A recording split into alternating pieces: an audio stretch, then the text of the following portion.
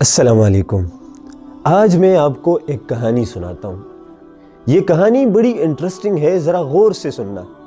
یہ کہانی ہے امت مسلمہ کی، ایک ایسی امت جن کا سورج آج سے 1400 سال پہلے طلوع ہوا۔ اس زمانے میں دنیا میں دو امپائرز تھی، Roman empire and Persian empire, جو سالوں سے دنیا پر حکومت کر رہی تھی۔ تب اس زمانے میں اللہ نے اپنے آخری پیغمبر کو عرب کی سرزمین پر بھیجا، اور آپ صلی اللہ علیہ وسلم نے ایک امت بنائی، ایک ایسی امت جن کا آئین اللہ کی کتاب، جن کے اصول زندگی اپنے پیغمبر کے فرامین۔ اس امت نے آپ صلی اللہ علیہ وسلم کی تعلیمات اور دعوت کو اپنے سینے سے لگایا، اور چند ہی دہائیوں میں آپ صلی اللہ علیہ وسلم کی تعلیمات کو پوری دنیا میں پھیلایا، اور حضور صلی اللہ علیہ وسلم کے یہ پیاری امت چند ہی دہائیوں میں ایک ایسی امپائر میں تبدیل ہوئے کہ اس زمانے میں مسلمانوں جیسی امپائر کسی کے پاس نہیں تھی۔ جب یہ امپائر بنو امیہ کے پاس آئی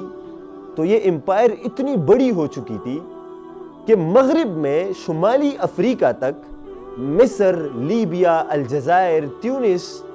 اور مراکش کے ساحل تک یہ ایک خلافت، یہ امپائر پھیلی ہوئی تھی، اور سمندر کے اس پار اسپین اور پرتگال تک یہ خلافت پھیلی ہوئی تھی، اور مشرق میں عراق، افغانستان، خراسان، سندھ اور بلوچستان تک یہ امپائر پھیلی ہوئی تھی۔ جب یہ خلافت بنو العباس کے پاس آئی تو بنو العباس نے اس خلافت کو، اس امپائر کو اتنا مستحکم بنایا کہ وہ ہزاروں سال پرانے امپائر سے ٹیکس وصولا کرتے تھے۔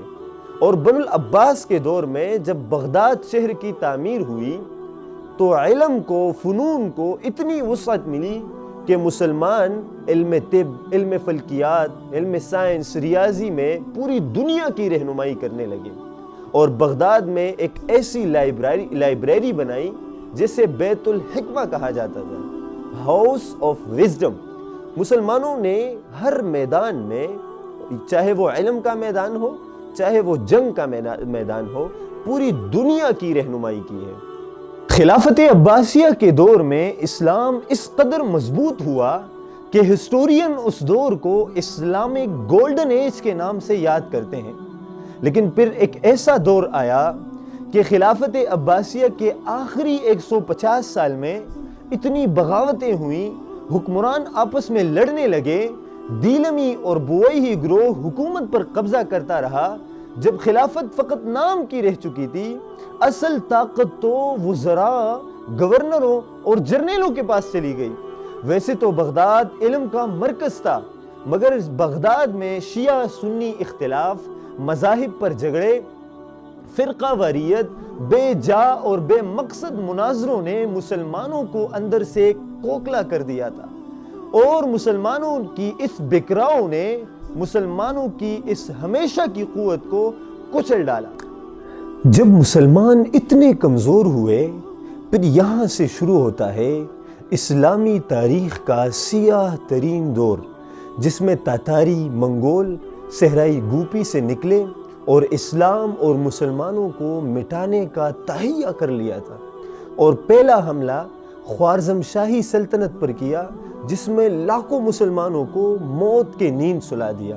نیشاپور، مرو، بلخ، بخارا اور سمرقند میں لاکھوں مسلمان شہید ہوئے۔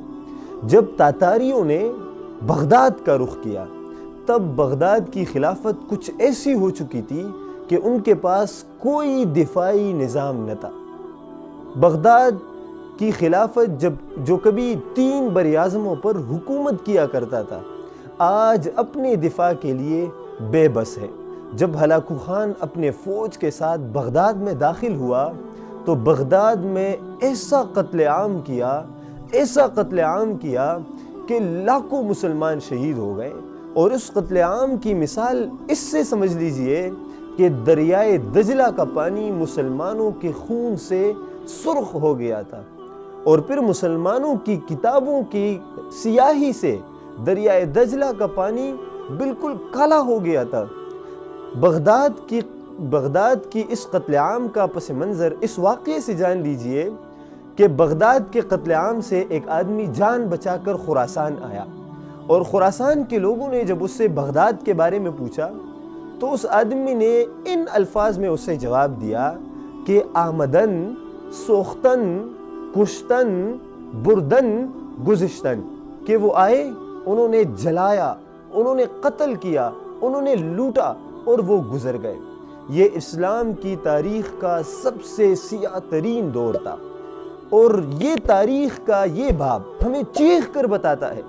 کہ آپ صلی اللہ علیہ وسلم کی یہ امت جب بھی باہمی تنازعات میں مبتلا ہوئی ہے تو پھر دشمن کو کچھ کرنے کی ضرورت نہیں ہوتی، دشمن آتا ہے اور ختم کر دیتا ہے۔ تب اس دور میں جس میں ہر طرف مسلمانوں کو قتل کیا جا رہا تھا، ہر طرف مسلمان مر رہے تھے، تب مصر میں مملوک سلاطین کا ظہور ہوا جنہوں نے منگولوں کے حملوں کو حد درجے روکا، اور عین جالوت کے موقع پر، عین جالوت کے معرکے میں منگولوں تاتاریوں کو ایسی زبردست شکست سے دوچار کیا کہ جس سے مسلمانوں کے حوصلے بڑھے، اور خراسان میں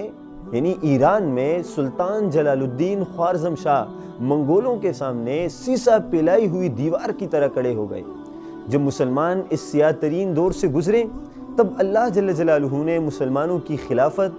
ترکوں کے حوالے کر دی، اور ترکوں نے ایک ایسی عظیم امپائر بنائی جسے دی گریٹ اوٹومن امپائر کہا جاتا ہے، جنہوں نے 600 سال تک مسلمانوں کی سربراہی کی اور مسلمانوں کے خلیفہ بنے رہے، جن کی 3 بر اعظموں پر حکومت تھی۔ لیکن جب مسلمان